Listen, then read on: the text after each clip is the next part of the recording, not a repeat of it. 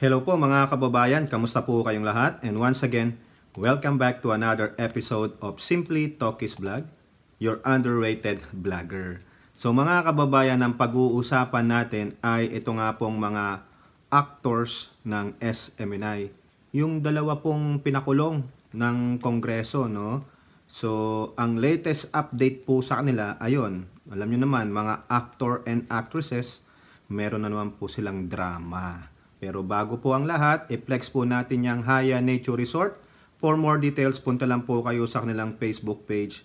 At tayo po ay magpapasalamat sa lahat ng ating channel members, subscribers, followers, mga likers, and nagsishare ng ating mga videos. May God bless you all. And ipiplex po natin yan si Miss Carclea. Siya po ay nagla-livestream tuwing Sunday to Friday, 7:30 PM Pacific Standard Time, US time po yan. Just check your local channel. And also, dadagdagan natin yung piniplex din natin. Ito rin isang magaling na vlogger sa mga lahat po ng mga DDS, no? Yung mga kulto ng DDS, dalawin nyo to. Si Munting Tinig, no? Yan po yung kanyang channel, no? Hindi ko po alam kung anong oras siya nagla-livestream or better yet, watch his videos, no? Disclaimer lang sa mga DDS kung gusto nyong makarinig ng mga pagbira sa inyo. So, ito po, punta na po tayo dito sa article ng Manila Bulletin. Isa ito sa ating topic, yung drama ng dalawang pinakulong na actor and actress ng SMNI, yung doon po sa Laban Kasama ng Bayan. Yung mga matatapang, ayun, pinakulong. Di ba? O, ito po, Badoy, Celis, go on hunger strike while in custody. Ay, maganda yan. Yan yung kanilang drama ngayon. Yan ang script. Hunger strike. Para po sila ay kaawaan ng tao. Para maantig ang kalooban ng mga Pilipino kasi maaawain po ang Pilipino. Makikita nila, ay namamayat na. Ay namumutla na. Diba? Ay hindi na kumakain.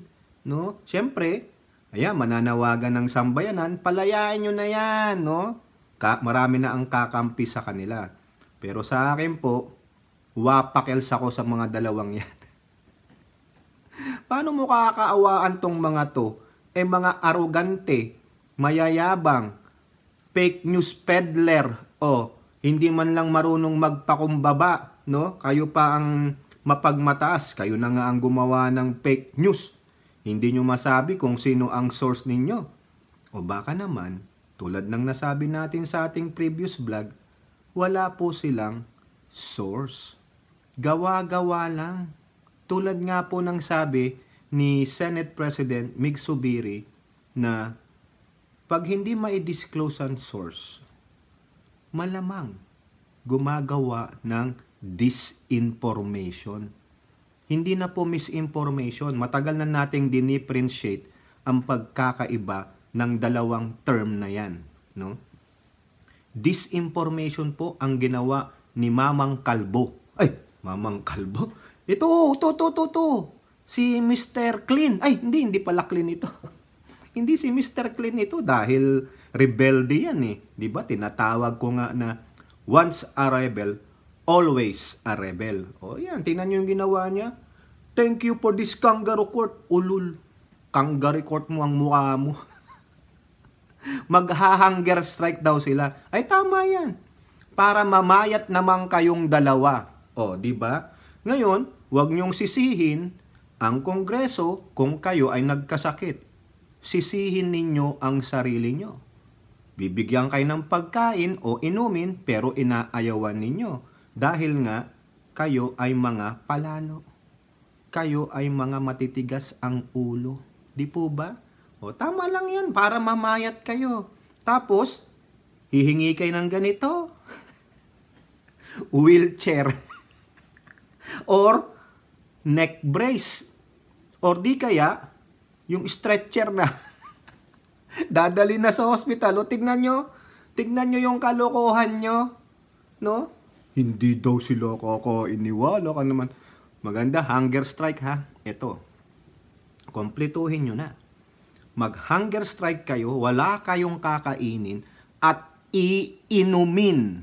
Yan, para tuluyan kayong makalabas dyan sa inyong kulungan. Ika nga ng iba, one way, get a jail-free card. Alam nyo yung sa Monopoly, yung larong Monopoly, di ba meron dyan? Yung free card, jail, ano yan? Yung jail-free card, pwede mong gamitin. Sa kanila, uy, nawala yung ano, nahila. Sa kanila, yung jail-free card nila, yung hunger strike. Siyempre, malapit-lapit na ang holidays, di ba? Sabi nila, Christmas Eve. Di ba? Ay, no, nakakaawa naman, di na kumakain, maawa na po kayo. Maawa ka dyan ang lulusog, tingnan nyo ang mga mukha nila. Mataba pa sa akin yung mukha nila. Ay, hindi ako naawa dyan, mga fake news peddler kayo. Ang lakas nyong manira ng tao, tapos ang yayabang nyo pa. Ito po, sabi dito sa balitang ito, kasi daw po, nalaman ni Biatch, ito, si Biatch, na yung kanyang partner, na si Mr. Ajax, si Kangaroo, ay magha-hunger strike. Ano ang sabi niya? As of today, and so today, I am joining Ka Eric in a hunger strike through protest yesterday. Travesty. Travesty daw yun. That was a direct offshoot of the infiltration of the CPP, MPA, NDF inside Congress and to also hold those in power accountable to the Filipino people. Tignan nyo yung accusation niya ha. Pwede pa siyang kasuhan dyan. Patunayan niya na na-infiltrate ng CPP, NPA, NDF ang Kongreso. Ako, malaking akusasyon yan. No? Totoo ba yan? Kung totoo yan, dapat hulihin niya ng imbestigahan niya ng AFP, ng National Defense. Kasi 'di ba teroristang grupo ang CPP, MPA, NDF? Even, sabi nga nila, even in jail, defiant sila. And still, sowing accusations. Accusations yan. No? A direct offshoot of the infiltration of the CPP, MPA, NDF inside Congress. Ayan. Mag-iimbestiga kaya ang Kongreso dyan? No? Ano kaya gagawin dyan ni House Speaker? Sino kaya ang mag-iimbestiga dyan? Dahil sinasabi na meron palang CPP, MPA, NDF sa loob ng Kongreso. Di po ba? Tama, mali. Yan ang sabi ni Badoy. Talagang defiant siya. Pinangangalandakan niya. No? Kung gano'n naman pala, bakit nung nasa NTF-ELCAC kayo, hindi nyo na hinuli kung sino yung mga na-infiltrators na CPP, MPA, NDF dyan sa Kongreso? Di po ba? Dapat dito, imbestigahan siya. Di ba? Kulungan na nga, yung pa rin, nagkakalat pa rin ng maling akusasyon. Di po ba? Saan ang ebidensya? Ito pa sabi ni Biatch, I was deeply saddened and I remained the same. As I watched the travesty, puro na lang travesty. Puta ng ina. Wala ka ng ibang masabi kundi travesty of justice. Ano ba ibig sabihin ng travesty, mga kababayan, for our benefit, ano? Ang sabi dito, distorted, a mockery. Di po ba? Injustice. Grabe naman tong mga pag-aano mo. No? Ang yung pag-aakusa kayo daw diyan po sa Kongreso, you distorted, debase, Makakahiya naman itong mga ito, puro na lang kayo travesty. Ang dami nyong alam. My God. Diba? Clearly, it wasn't an honest inquiry into SMNI's franchise but a setup for a decision to revoke have seemingly already been reached long before we set foot in Congress and it was by way of silencing us. Ayan, kayo dyan na nag-hearing, Representative Tambunting, Representative Suarez, Representative Pimentel, and those congressmen who appeared on that Senate hearing the second day. You did a great travesty to these people, to SMNI. Ayan po ang sinasabi ni Lorraine Biatch Badoy. Talagang, sabi niya, it's a mockery. Sabi nga ni Celis, kangaroo court. Tapos iko-contempt nyo lang sila. Dapat another investigation to what they are saying right now. Aside from their fake news, aside from their disobedient to not disclosing their source, also these accusations that there are CPP, MPA, NDF, a considered terrorist organization infiltrated the Congress. Imbestigahan nyo sila. Diba? Kasi kung ito, hindi mapapatunayan itong dalawang unggoy na ito, itong dalawang si Kangaroo at si Biatch, itong mga accusations nila, so therefore, they are just really doing a disinformation to really malign the Congress. Di ba sabi natin, kailangan merong proof? Di ba? Para maniwala tayo. Nasaan dito ang proof? Kung sasabihin nyo, yung Makabayan Black, hindi nga tinanggal yan ni Duterte. Di ba? Hindi niya nila nakayanan tanggalin yan eh. Di ba? Even though they were voted by the people, yung mga constituents sila, pero hindi natanggal ni Duterte. Ang tagal ni Duterte dyan, kamay na bakal lang ginamit niya, pero bakit nangyari? Di ba? Ang gagaling ng mga intelligence ninyo, kasi iyan, si Lebadoy saka si Eric, nasa NTF-ELCAC, may intelligence gathering yan. May intelligence na pondo yan. Kung alam pala nila na may mga miyembro ng CPP, MPA, NDF dyan sa Kongreso, bakit di nila pinaalam sa DND at hinuli na sila? Kinasuhan na ng espionage or treason or whatever, or terrorism. Di po ba? Ngayon kayo nagngangaw-ngaw nung nahuli kayong nagpi-fake news kayo, hindi nyo mailabas ang source nyo, ayan nyo na yung violation ng SMNI. Iba naman yun. Di po ba? So mag-hunger strike kayo hanggang sa kayo, yung bumulagta na lang kayo dyan. Di po ba? Tapos pag bumulagta, another news na naman yan. Ako, dinala sa hospital, critical, kasalanan ng Congress, hindi pinakain, hindi pinainom. Inaino naman ng naratiba nila, nung mga kakampi nilang mga mga utak peanut brain, no? Yung maliit pa, yung nasa loob ng peanut, yung sinasabi ko sa last vlog ko. Itong mga palalo na to, feeling nila sila pa rin ang nasa power. Feeling nila, sabi nga nung isa doon, no, si Mami B. Mami B, shout out, na dapat daw pala ang inimboke ni Mr. Kangaroo, Eric Celis, na law ay hindi Soto law. Dapat Duterte law. Credit po yan kay Mami B, ha? Mami B, ginamit natin yung Duterte law mo. Ang sabi ko naman, mali. Dapat hindi Duterte law. Kasi ICC yun eh. Pag Kiboloy law, FBI. Ano dapat? Law. Loko-loko. Di ba? Di kaya, Kangaroo law. Di ba? Siopaw. Puro kayo Soto law. Hindi naman kayo journalist. Hindi naman kayo accredited. You don't have any merits at all. Wala kayong merits or credits na being a journalist. Yung sabi nyo nga lang, komentarista lang kayo. Wala kayong membership sa kabisanan ng broadcaster ng Pilipinas. Wala kayong license to be a journalist or media.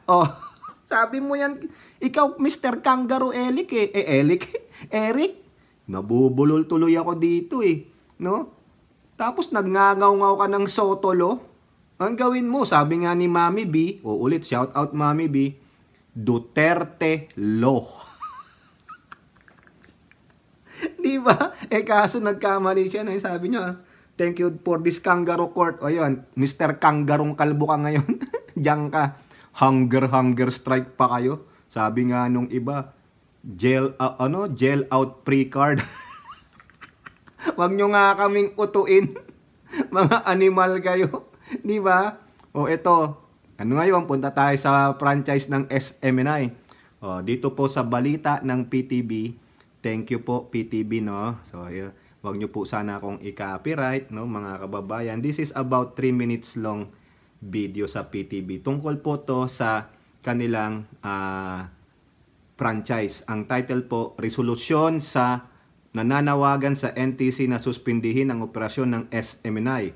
Lusot na sa camera. O, eto po, panoorin nyo po, no? Ang ganda naman pala ng news anchor dito. Shout out po sa inyo, no? Wag nyo po sana akong i-copyright. Isang resolusyon na nananawagan sa pagsususpinde sa operasyon ng SMNI. Umusad na sa Kamara. Kahapon ay aprobado na ito sa committee level kung saan sa pagdinig na cite in contempt pa ang dalawa nitong host. Si Mela Laswara sa sentro ng balita. Lusot na sa House Committee on Legislative Franchises ang isang resolusyon na nananawagan sa National Telecommunications Commission na suspindihin ang operasyon ng Sunshine Media Network International o SMNI dahil sa umano'y mga paglabag. Ang SMNI ay nag-ooperate sa ilalim ng prangkisa na ibinigay ng Kongreso sa Suarez Submedia Corporation noong Agosto 2019. Sa pagdinig ng komite kahapon, inaprubahan ni Committee Chair Gus Tambunting ang motion na pagtibay ang House Resolution number 1499 kaugnay ng mga paglabag ng SMNI sa termino ng prangkisa nito, partikular na ang pagpapakalat umano ng maling impormasyon at red tagging. Ayon kay House Assistant Majority Leader Mix Nograles na siyang may akda ng resolusyon, nabigo ang SMNI na tuparin ang mga kondisyong nakasaad sa pribilehiyong ibinigay ng Kongreso na naglalayong protektahan ang interes ng publiko. Bago ito, una na rin na cite in contempt ng komite ang dalawang SMNI anchors na sina Jeffrey Celis at dating Undersecretary Lorraine Badoy dahil sa hindi nila pagsagot ng tama sa mga mambabatas at pagtatago umano ng impormasyon. Dahil dito, nakadetain ngayon ang dalawa sa batasang pambansa at mananatili sa piitan hanggang sa maaprubahan sa plenaryo ang committee report patungkol sa isyong iniimbestigahan. So yan po mga kababayan, ano, nadinig nyo po, no, na inaprubahan na po, no? Lusot na sa camera yung Resolution 1499 na nanawagan na suspindihin ang SMNI due to its violations with S. Ibig sabihin marami. So sino po yung author ng Resolution 1499 na yan? Yung siguro kung tinapos nyo yung hearing nung second day nito, yung Lady in Red. Si Representative Migs Nograles. Ay, napakagandang representante po niyan, no? O, ito po. Sabi po dito sa balita ng politiko, itutuloy lang natin.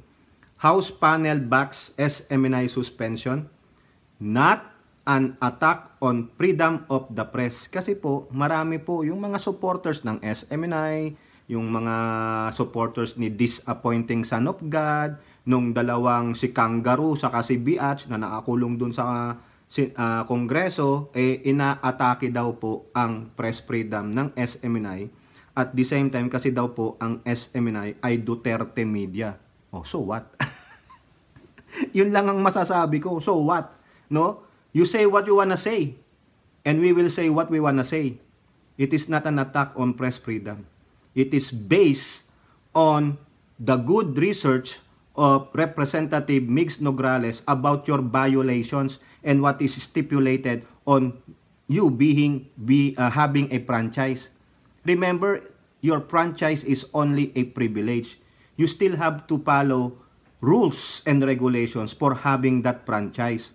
And one of them is not to feed people a fake information or a disinformation or better yet, a misinformation. An example lang yan mga kababayan ito, ang driver's license. You want to have a driver's license? You have to take an exam. Written and actual. Dito po ganon. You have to take a written exam, no? And then, if you pass that written exam, you have to go behind the wheel. Now, if you are below 18 years old, you will be considered a student driver. You have to go first a student driving lesson, permit, whatever have you. No? Ganyan yan.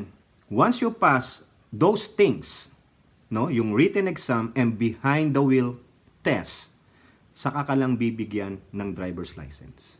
Now, it's only a privilege. It is not your right. It's not even written in the Constitution. Kung sasabihin yung rights yan, cite an article or a section in that article where we can read, having a driver's license, having a franchise is a right. Wala po yun. So therefore, it's a privilege. Doon sa pribilehe yung ginawad sa'yo na magkaroon ng driver's license, is still, you have to follow rules and regulations. Ano yun? Sa pagdadrive. Kailangan pag-stop, umistop ka. Kung walang traffic light, may stop signs, you have to stop. You have to follow certain speed limits. Di ba? Diyan sa T-Flex, nakalagay dyan, 65 kilometer per hour. You have to follow that. Pwede kang mag-5 over, but not beyond that. Pag nahuli ka, therefore, you violated the rules. Ganyan din po yan. Ang prangkisa nila, even the ABS-CBN violated a lot of rules. That's why, hindi sila binigyan. Dito, merong lisensya, pero they violated rules. So therefore, kailangan yung managot. Di ba dito, parang ako, nahuli ako, 4-way stop. Nahuli ako, rolling stop. Hindi daw ako nag-pull stop. Yung bibilang ka ng 1:1,000, 2:2,000, 3:3,000, and then look left and right. Kung pre, go. O may nag-signal sa'yo, go. Nahuli po ako noon, rolling stop. Ano yung violation ko? Not stopping on the, moving violation. Moving violation na lang. Bibigyan ka ng ticket. Yun ang penalty mo. Now, pag drunk driving, you will be suspended and you will be put into jail. Yun ang violation mo. Yun ang penalty mo. Ganon dun dito. Yun ang analogy natin. Sa prangkisa nila, nakita po, no, ni Representative Nograles that they have violated provisions of Republic Act 11422. Citing Section 4A of RA 11422, Nograles said as a media entity, SMNI has the responsibility to the public not to use its station or facilities for the dissemination of deliberately false information or willful misrepresentation to the detriment of the public interest. Ito ang hindi naintindihan nitong si Mamang Kalbong si Kanggaro. Na stipulated yan, no? Doon sa Republic Act 11422 na siyang nagbibigay ng prangkisa sa mga nag-a-apply. Yung mga lawyers nila, hindi ba nila naintindihan ito? You have the responsibility. You have the franchise like you have a driver's license. You have the responsibility to drive carefully and safety. Na hindi ka makakadisgrasya, hindi ka madidisgrasya. Hindi ka magiging isang yung instrumento ng isang aksidente o pagkakamali. 'Di ba? Kaya nga sinasabi natin drive safe, 'di ba? Ito rin. As a media, you have the responsibility to disseminate proper information. Kasi kung magkakamali ka without rectifying it, therefore, you are giving a false information that is detrimental for public interest. What do you mean by detrimental? Makakasama. Sino yung minamasama nila? By giving that false information that the Speaker of the House, Ninong Martin Romualdez, has 1.8 billion pesos of travel expenses. Ano yung detrimental doon? Without proper evidence, they have not vetted the information but they actually said it online without vetting it. Yung mga tao ngayon na nanonood doon right away, yung iba nga nag-vlog, ng mga vloggers and influencers, yung iba naman, they have yung mga malicious na pag-iisip. Sinabi, hinati-hati daw yun sa 3 makabayang block, etc., etc. Ang laking shopping niyan, ginastos lang ng ganitong araw, di ba? Ibig sabihin, the speaker is nagnanakaw ng pera ng bayan, naglulustay ng pera ng bayan, sinusulsul niya yung pera ng bayan para sa kanyang imahe. Ganun po. That is the detriment. Malicious intention, and that is very irresponsible. O ayan, di po ba? Tama, mali. Diyan na lang. Na-research ni Representative Nograles. And aside from this, they have so many complaints about them na false information. Hindi lang itong 1.8 billion that they're saying that this guy is a member of CPP, MPA, blah, blah, blah. Ayan. Kaya nga po, Kaya ang sabi dito, no? Alis tayo kay Representative Nograles. Ano ang sabi ni Representative Johnny Pimentel? O Johnny Pimentel is a member of PDP Laban. Hindi ko alam kung kay Coco Pimentel o dun kay once and mighty Pauline from Glaze, no? Oh, there's big chance SMNI franchise will be revoked. Oh. Inadapt yung resolution ni Representative Nograles na HR 1499, and then probably they will also mag-create a resolution to revoke its franchise pag napatunayang guilty sila sa mga violations. Remember, it is just a privilege. Parang ang driver's license, if they find out that you have too many misdeeds, too many violations and penalty that are so severe that you become a detrimental to the public, babawian ka ng driver's license. Therefore, you can no longer operate a moving vehicle. Ano lang ang pwede mong operate? Bitikleta. Bitikleta. Ayun po. Oh. Ito po sabi, there's a big possibility that the broadcast franchise of SMNI will be revoked. Ayan po ang sabi ni Surigao del Sur Representative Johnny Pimentel. Quote, there is a really big possibility of revoking. Oh, ayan ang sabi niya dun sa kanyang interview sa ANC. The lawmaker said his colleagues passed on Tuesday a resolution urging the NTC Commission to suspend the airing of SMNI.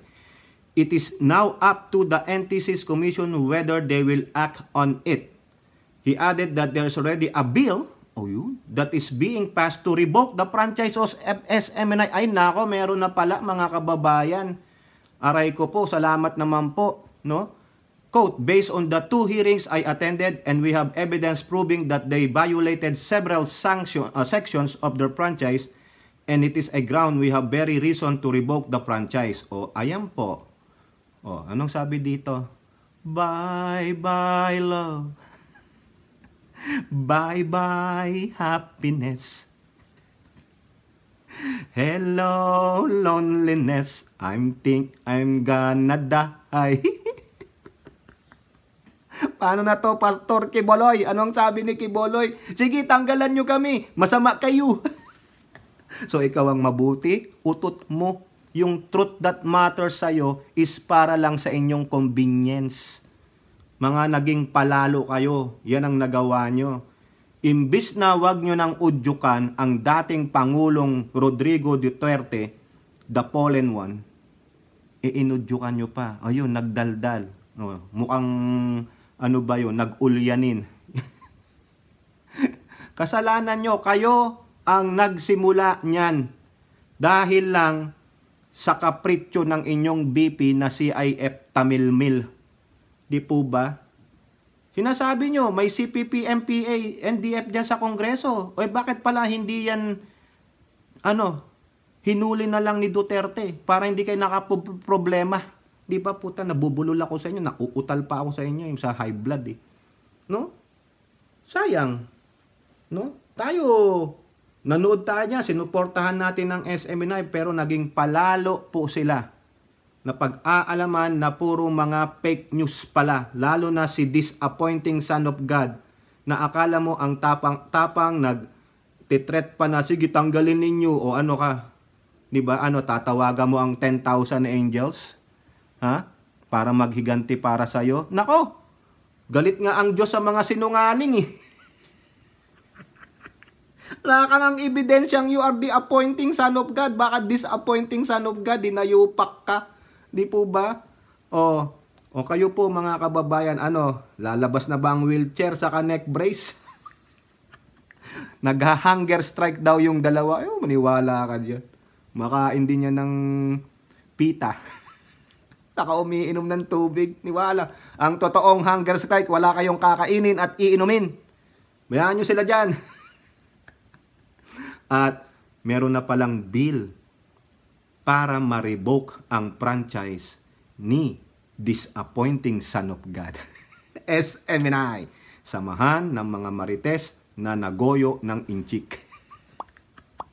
Kayo po, ano pong inyong masasabi? Comment down below and don't forget to like and share. Hope to see you on the next videos. Bye-bye. God bless.